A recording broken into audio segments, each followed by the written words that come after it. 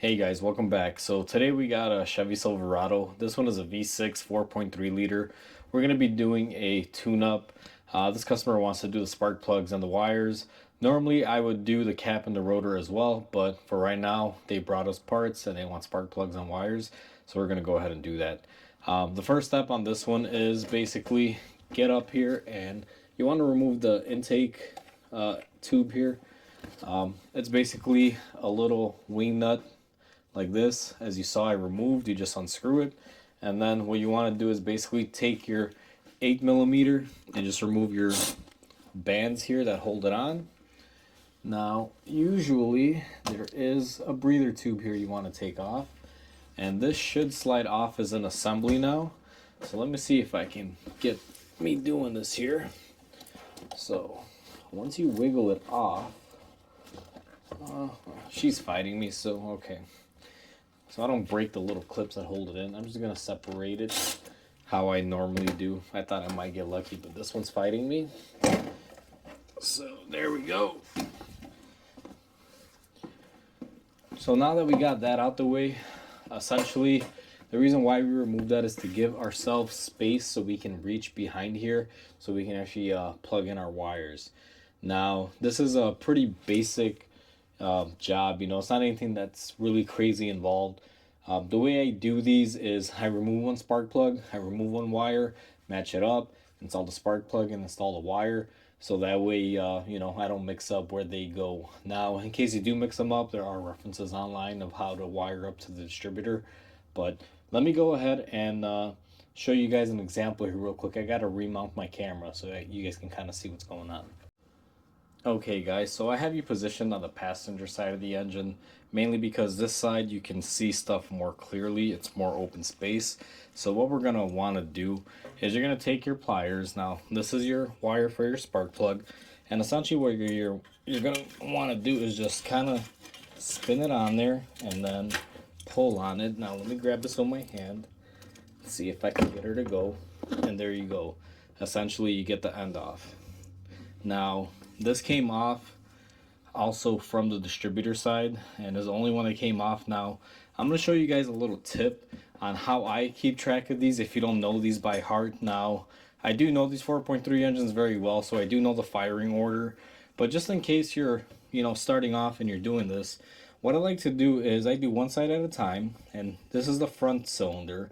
So what I would do is I would do one dot on there, and that'll indicate it's number one, and I would unplug it just from the spark plug, and then I follow it up to the distributor. So I would replace the spark plug, then the wire, then move on to the next one. And then how you do the next one, I would do 1, 2, indicating that it's the second cylinder, and then I would do 1, 2, and 3. So basically 3 dots on the other one, indicating that that's the third most cylinder on this side. Now, I don't really need these lines for reference, or these dots I should say, but if you're starting off, if you just go ahead and you rip off the wires from here and from the distributor, you're going to basically lose your firing order, and sometimes it could be a difficult task to try to figure it out. It's not really that bad. I mean, I know this like the back of my hand. I've done so many of these, but if you are starting off, you don't know, so you want to follow it and do it one by one. So next thing that we're going to do now that we got the boot off is we're going to be removing that spark plug. Okay guys, so now you may not want to do it the way I'm doing it, but I basically have my spark plug socket, and I'm going to be putting it on the spark plug here. Now this thing is pretty rusty guys, so you can see this little shield is moving. I might have to rip that off if it makes noise. So once I have my tool on there, now normally you would have a ratchet. Since I've been doing this for years, I'm going to use my impact gun to take it off. But normally you would do this with a ratchet and install it with a ratchet. Even though I remove it with the impact, I'm actually going to be installing it with a ratchet. So let's go ahead and remove this. And there's our spark plug. Okay guys, so we're on the bench here. Sorry it's a little messy. I'm trying to get this video done fairly quick. So this is what a spark plug comes in with as far as the box. So you're going to go ahead and open this up, and now what you're going to notice is most spark plugs nowadays come with this little protection. This is there so you basically, if it were to be dropped, it doesn't basically push down the tip or get this gap incorrect. So it's like a little protector. Now what you're going to want to do, regardless of these being new spark plugs, you're going to always want to test the gap on them. So essentially, you're going to grab your spark plug gap tool like this. Now, these I believe should be 60,000s. So you're going to go ahead and put it on there, and there you go. As you guys can see, it is on the 60,000s mark. Now, they're generally right on the money when they come pre-gapped. But essentially, you always want to do your due diligence, guys, and you always want to check, because even though I want to say about 90% of the time, these are usually fine. You can just take them out the box and throw them in the engine. But you're going to get 10% that are not correct. Now, it could be someone dropping it and the sleeve not protecting it, or it could just be, you know, something when they manufactured it. So you always want to make sure you check. Now, these are iridium plugs, I believe. One thing you want to do is if you do got to open this gap on iridium, you want to make sure you do not damage that tip there. So you got to be very gentle on opening these up. Normally these are non-adjustable, or not that you can't, but you shouldn't. So that's a little quick tip on the actual spark plug, guys. Okay guys, so now this is just a quick tip on the wire. So the way I find my wire length, basically, now I found it, this is just for illustration. Basically, you match the two up and you run them down. Now what I'm gonna basically see is that some wires are within a length or two. Now I know this one seems like it's a little bit longer, but it actually is the right one, because I've done half of the cylinders already. So this is the only one on this side that uses this boot. The other ones, for some reason, you know, Chevy does this a lot. They'll use this style end, which, you know, they can. Just depends on what kind of wires you buy. So essentially, that's how you find a wire. Now, once you find the right wire, you're going to go ahead and throw away the old one. And what I always recommend is take a little bit of dielectric grease here. Let me see, where's the label? Dielectric grease. And basically, you're going to put a little bit in the tip of the spark plug boot. Now, you don't want to coat these like crazy. You just want to put enough in there to keep it making good contact. Okay guys, so we're back on the truck now. So the way you do this basically is you take your new spark plug. We've already checked the gap and everything like you guys just saw. We're going to put it in our tool. Now this tool used to be magnetic, but the magnet broke on me. So essentially what you're going to want to do is put it on your tool. Now Chevys can be a little difficult because it's kind of like a feel your way in there type of spark plug. And you always want to do this by hand. Take your time. Don't rush it, guys. So essentially, once you feel it's in the hole, you just start threading it, and you take your ratchet essentially, and you're going to go ahead and tighten it up.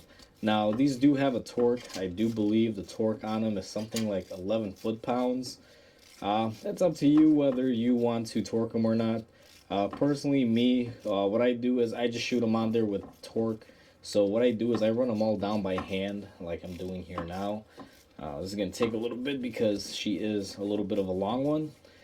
And I do have limited reach here with the camera in the way. But essentially, once you run it down, like here you go, she's getting tight right there. What you're going to want to do essentially is grab your torque wrench and just torque it. Now I do my torque in the very end. So basically what I'm going to do is I'm going to do all the spark plugs on one side, and then I torque them all at the same time, and then I do my wires and everything. So I've pretty much done the last two wires back here and all the spark plugs. Now all that's left is to basically hook up the wire for the first one onto my distributor. Now this is going to be very difficult for me, guys, because I got to do this one-handed. But essentially is I have my wire right here. This is the end that goes to my distributor. So what I'm going to do is snake it into the back here, as you guys could probably see. And then you basically want to connect it into your distributor on the correct lead. Now, it's very tight back here. I don't know how well you guys can see that. You want to push it in until you hear a snap. Once you hear a snap, essentially it's in. And then what you want to basically do is come back out. Now, I only have one wire left, guys. And sorry, because this lighting is horrible. Let me move my light around here so you guys can kind of see. Essentially, what you're going to want to do is match this up to your number one spark plug once I find where it is, and basically push it in until you hear a pop. And then what you're going to want to do is you're going to want to route your cable on these little hangers here. Now I started routing a few of them, but I got to switch it up and, you know, fix it. So I'm basically going to do that off camera. I'm going to reroute them and wire them correctly as far as how they're supposed to go into the engine. Okay guys, so we're basically done with this truck. Now I am doing some other things to it that I require to leave the air tube off.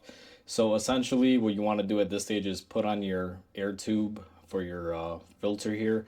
And once you do that, basically the truck is done. I'm doing some other work, so I'm gonna leave that out for right now. But essentially, that's how you tune up a Chevy 4.3 liter, guys. These things have been around forever since, probably before I was around.